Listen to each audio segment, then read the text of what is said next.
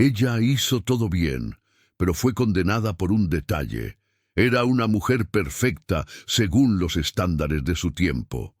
Cumplía cada mandamiento, seguía cada tradición, respetaba cada norma social y religiosa con una precisión que despertaba la admiración de todos a su alrededor. Sus días comenzaban antes del amanecer con oraciones meticulosas. Sus manos nunca tocaban lo impuro. Sus palabras jamás pronunciaban una mentira y su corazón parecía estar en perfecta armonía con los preceptos divinos. Sin embargo, en la intrincada red de la justicia humana y divina, un solo detalle la condenó para siempre.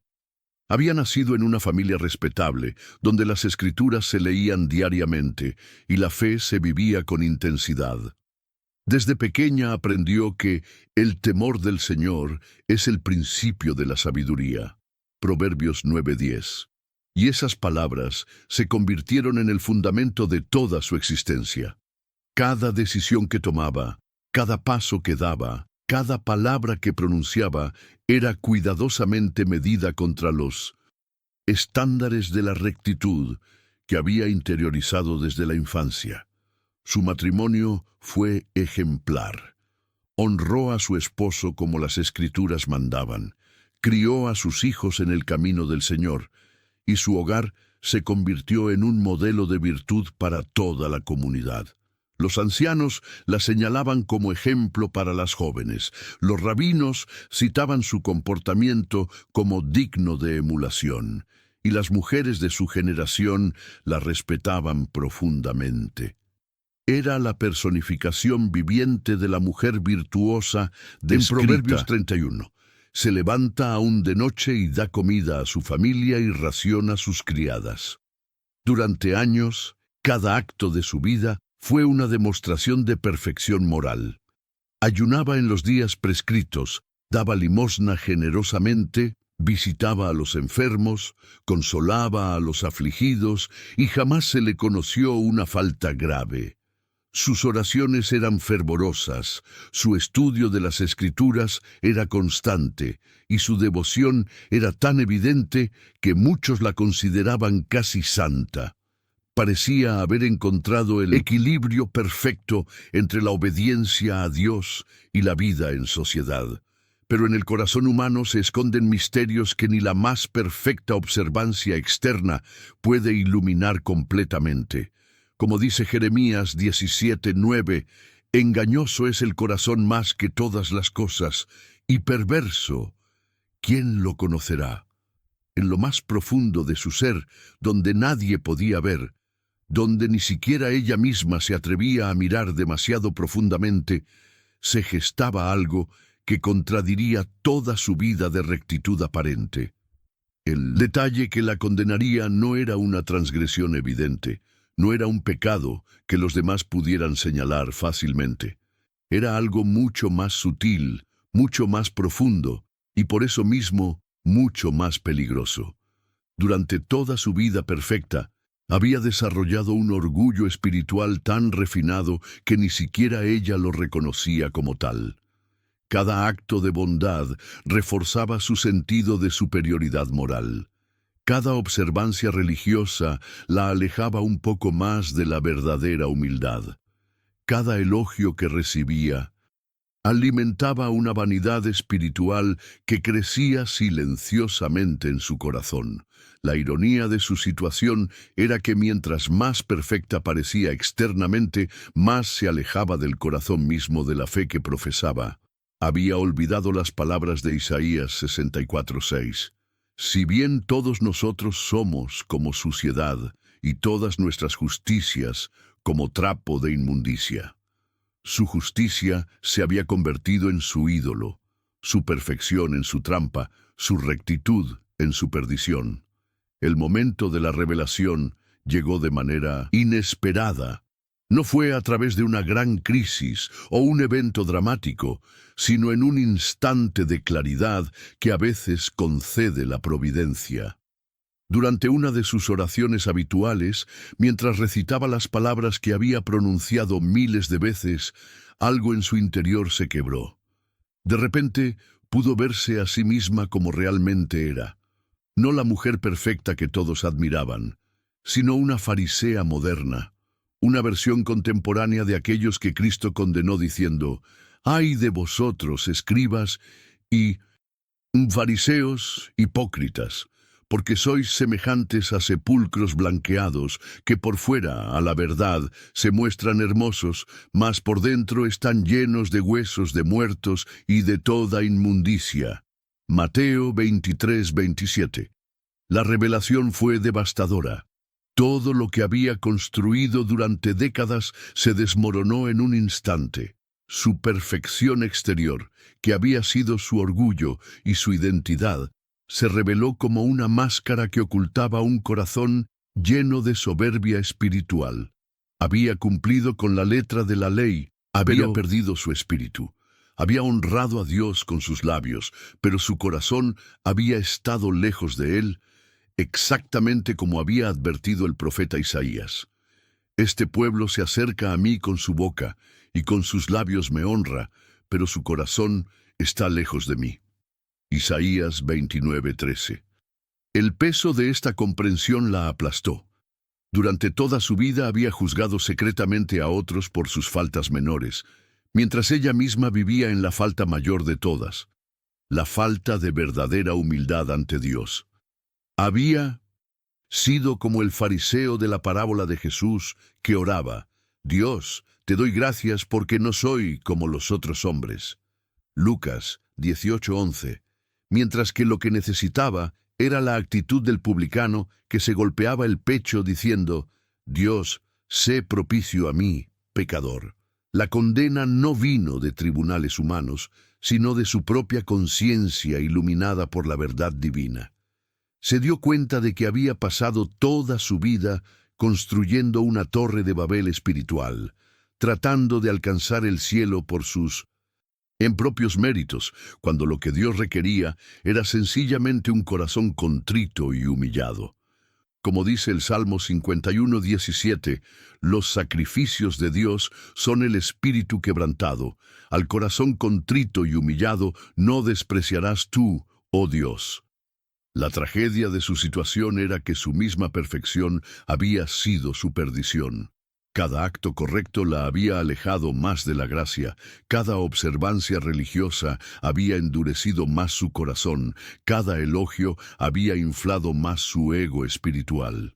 Había caído en la trampa más sutil de todas: creer que podía ganarse el favor de Dios a través de sus obras, olvidando que por gracia sois salvos por medio de la fe, y esto no de vosotros, pues es don de Dios, no por obras, para que nadie se gloríe. Efesios 2:8-9. Su historia se convirtió en una reflexión profunda sobre la naturaleza del orgullo espiritual y los peligros de la religiosidad sin corazón. Era un recordatorio viviente de que Dios no se deleita en la perfección externa cuando ésta está divorciada de la humildad interna. Su caso ilustraba perfectamente las palabras de Cristo: «De cierto os digo que los publicanos y las rameras van delante de vosotros al reino de Dios». Mateo 21:31. La comunidad que una vez la admiró comenzó a ver su historia como una advertencia. Su vida perfecta se convirtió en un espejo en el que otros pudieron ver reflejados sus propios peligros espirituales. Muchos se preguntaron si ellos también habían caído en la misma trampa, si sus propias vidas religiosas no eran más que fachadas que ocultaban corazones orgullosos y espíritus no quebrantados. Pero quizás lo más trágico de todo fue que incluso después de esta revelación la lucha continuó. El orgullo espiritual es como una hidra. Cuando parece que has cortado una cabeza, aparecen dos más. Incluso su humillación se convirtió en una nueva fuente de orgullo espiritual, una nueva manera de sentirse especial, una nueva forma de estar por encima de los demás que aún no habían tenido su revelación. Era un ciclo aparentemente sin fin, una prisión de la que parecía imposible escapar. Su historia resonó con las palabras del apóstol Pablo: Miserable de mí, ¿quién me librará de este cuerpo de muerte? Romanos 7:24. Había descubierto la ley inexorable de la naturaleza humana, que incluso nuestros mejores esfuerzos pueden convertirse en obstáculos para la verdadera espiritualidad cuando están contaminados por el orgullo del corazón humano. La reflexión final de su vida fue que la verdadera perfección no consistía en hacer todo correctamente según los estándares externos, sino en reconocer constantemente nuestra imperfección y nuestra necesidad de la gracia divina. Como escribió el salmista, si mirares a los pecados, ¿quién, oh Señor, podrá mantenerse? Salmos 133. La salvación no viene por hacer todo bien, sino por reconocer que nunca podremos hacerlo suficientemente bien y que necesitamos la misericordia de Dios. Su condena no fue el final de la historia, sino quizás el principio de una verdadera comprensión espiritual. En su quebrantamiento encontró lo que había buscado durante toda su vida de perfección externa: la verdadera paz con Dios, que viene no de nuestros logros, sino de su gracia inmerecida. Su historia se convirtió en un testimonio de que a veces Dios debe quebrantar nuestras fortalezas espirituales para poder reconstruir algo auténtico en su lugar. Al final, el detalle que la condenó se convirtió también en el detalle que la salvó: el reconocimiento de que su perfección era imperfecta, de que su justicia era injusticia, de que su fuerza era debilidad. En esa paradoja divina encontró finalmente el camino hacia la verdadera espiritualidad que había estado buscando toda su vida sin saberlo. El proceso de transformación que siguió a esta revelación fue largo y doloroso. Durante meses, cada vez que intentaba orar, las palabras se le atascaban en la garganta.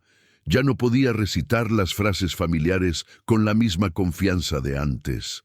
Sus oraciones se habían convertido en balbuceos entrecortados, en gemidos del espíritu que apenas podía articular. Era como si hubiera olvidado el idioma de la fe que había hablado con fluidez durante décadas. Pero quizás esto era exactamente lo que necesitaba: aprender a orar como un niño que apenas comienza a hablar, con simplicidad y dependencia total. Las escrituras que una vez había memorizado y citado con autoridad, ahora la confrontaban de manera diferente. Cada versículo parecía revelar una nueva capa de significado que había pasado por alto en su búsqueda de perfección técnica. Las palabras de Jesús en Mateo 18:3 resonaban con una fuerza nueva: de cierto os digo, que si no os volvéis y os hacéis como niños, no entraréis en el reino de los cielos. Se dio cuenta de que había perdido esa simplicidad infantil en algún punto de su camino hacia la perfección adulta. La comunidad religiosa, que una vez la había admirado, comenzó a notar el cambio en ella. Su participación en los servicios se volvió menos prominente, sus respuestas a las preguntas teológicas menos seguras, su presencia general menos imponente. Algunos interpretaron esto como una crisis de fe, otros como una humildad fingida. Pocos comprendieron que estaba atravesando una muerte necesaria de su yo espiritual para que pudieran hacer algo auténtico en su lugar. Durante este período de transformación, comenzó a notar cosas que nunca había visto antes. Observó la fe sencilla de una anciana que apenas sabía leer, pero que oraba con una confianza inquebrantable. Vio la devoción genuina de un hombre sencillo que trabajaba con sus manos y que encontraba a Dios en la dignidad del trabajo honesto. Contempló la paz profunda de una madre que había perdido a su hijo, pero que seguía bendiciendo el nombre del Señor. Estas personas, que una vez había considerado espiritualmente inferiores por su falta de conocimiento teológico formal, ahora se revelaban como sus maestros en la fe auténtica. La paradoja de su Situación se hizo aún más evidente cuando reflexionó sobre las palabras de Pablo en 1 Corintios 1:27. Sino que lo necio del mundo escogió Dios para avergonzar a los sabios, y lo débil del mundo escogió Dios para avergonzar a lo fuerte. Había pasado tanto tiempo tratando de ser sabia y fuerte espiritualmente que había perdido de vista el valor de ser necesitada y dependiente de la gracia divina. Sus relaciones familiares también comenzaron a cambiar. Sus hijos, que habían crecido bajo la sombra de su perfección religiosa, inicialmente se sintieron confundidos por su nueva vulnerabilidad. Habían aprendido a relacionarse con una madre que siempre tenía las respuestas correctas, que nunca dudaba, que siempre sabía qué hacer en cada situación. Ahora se encontraban con una mujer que admitía sus errores, que confesaba sus luchas, que a veces lloraba durante la oración. Al principio, esto los alarmó, pero gradualmente comenzaron a ver en esta nueva versión de su madre algo que nunca habían experimentado antes, una humanidad auténtica. Su esposo, que había vivido durante años a la sombra de su perfección espiritual, también experimentó un cambio en su relación con ella. Ya no se sentía juzgado constantemente por sus propias imperfecciones espirituales. La nueva humildad de su esposa creó un espacio donde él podía ser honesto sobre sus propias luchas sin temor al juicio. Por primera vez en años, pudieron orar juntos de manera auténtica, no como un ejercicio de perfección religiosa, sino como dos pecadores necesitados de gracia. Pero el camino hacia la autenticidad espiritual no fue lineal ni fácil. Había días en que la vieja naturaleza se reafirmaba, en que el orgullo espiritual intentaba regresar disfrazado de nueva humildad. Se encontraba a veces sintiéndose orgullosa de su humildad, superior a otros por haber tenido su revelación espiritual. Era un recordatorio constante de las palabras de Jeremías 17:9 sobre la naturaleza engañosa del corazón humano. Estos momentos de lucha renovada encontraba consuelo en las palabras de Pablo en Romanos 7:15. Porque lo que hago no lo entiendo, pues no hago lo que quiero, sino lo que aborrezco, eso hago. Se dio cuenta de que la lucha contra el orgullo espiritual no era una batalla que se ganara una vez y para siempre, sino una guerra diaria que requería vigilancia constante y dependencia continua de la gracia divina. Su comprensión de la oración se transformó completamente. Antes, sus oraciones sido elaboradas presentaciones ante Dios, cuidadosamente construidas para demostrar su conocimiento teológico y su devoción. Ahora, sus oraciones se habían convertido en conversaciones honestas con un Padre amoroso.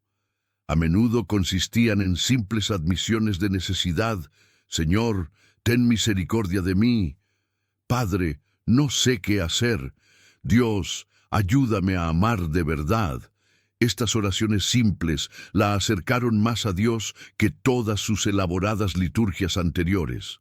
La lectura de las Escrituras también adquirió un nuevo significado. Ya no buscaba pasajes que confirmaran su superioridad espiritual o que le dieran munición para corregir a otros. En cambio, permitía que la palabra de Dios la escudriñara a ella. Como dice Hebreos 4:12, porque la palabra de Dios es viva y eficaz, y más cortante que toda espada de dos filos, y penetra hasta partir el alma y el espíritu, las coyunturas y los tuétanos, y discierne los pensamientos y las intenciones del corazón. Su servicio a otros también cambió radicalmente. Antes había servido desde una posición de superioridad moral, ayudando a los menos afortunados espiritualmente desde las alturas de su perfección.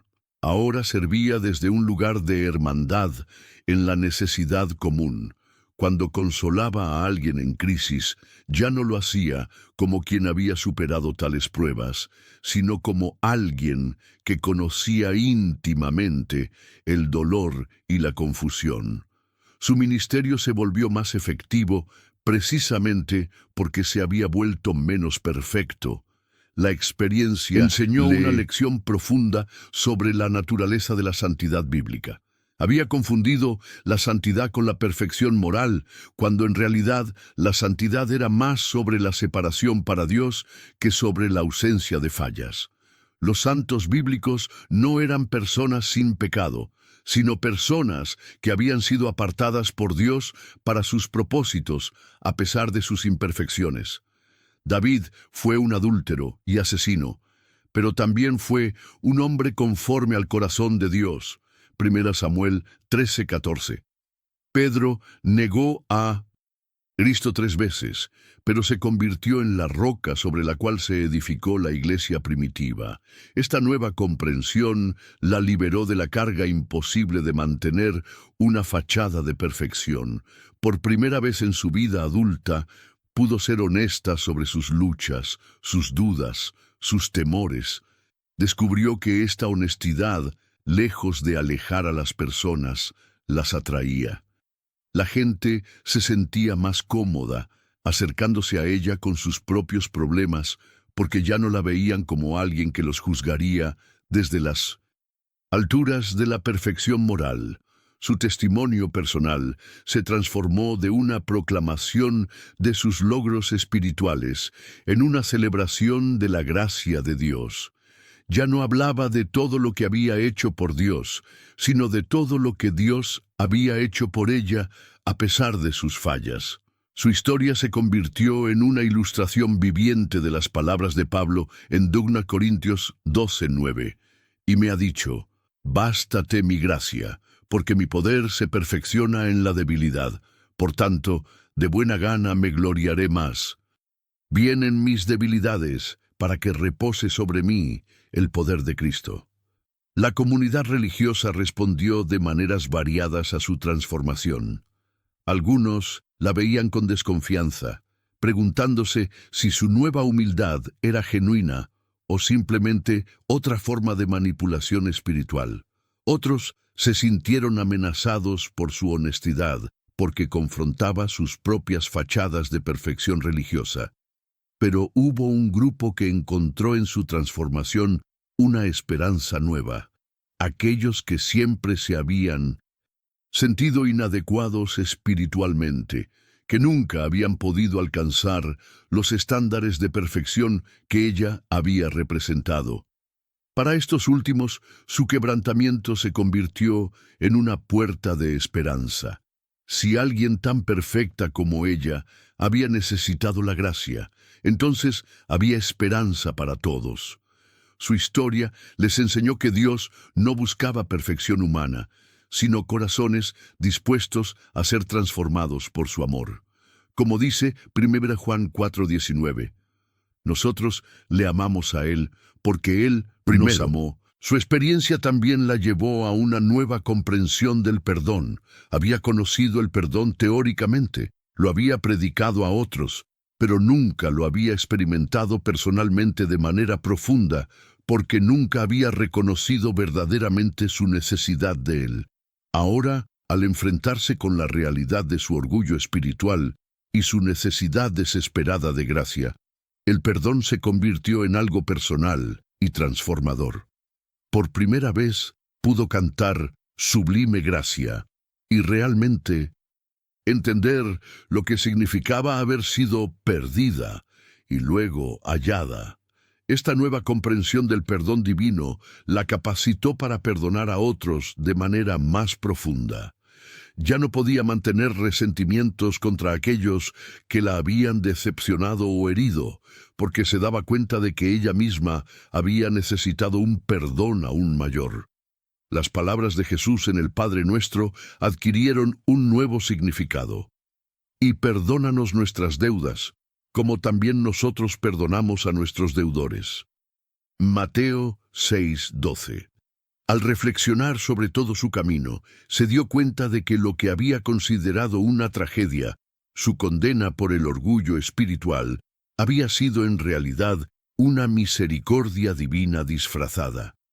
Dios había permitido que viera la verdad sobre sí misma no para destruirla, sino para liberarla. Como dice Proverbios 27:5, mejor es reprensión manifiesta que amor oculto. El amor de Dios se había manifestado precisamente en su disposición a confrontar su orgullo y llevarla hacia la gracia auténtica. Su historia se convirtió en un recordatorio de que el camino hacia la verdadera espiritualidad a menudo pasa por el valle de sombra de muerte del yo religioso. Como dijo Jesús, el que quiera salvar su vida, la perderá, y el que pierda su vida por causa de mí, la hallará. Mateo 16:25. Había tenido que perder su vida de perfección religiosa para encontrar la vida abundante que Cristo había prometido.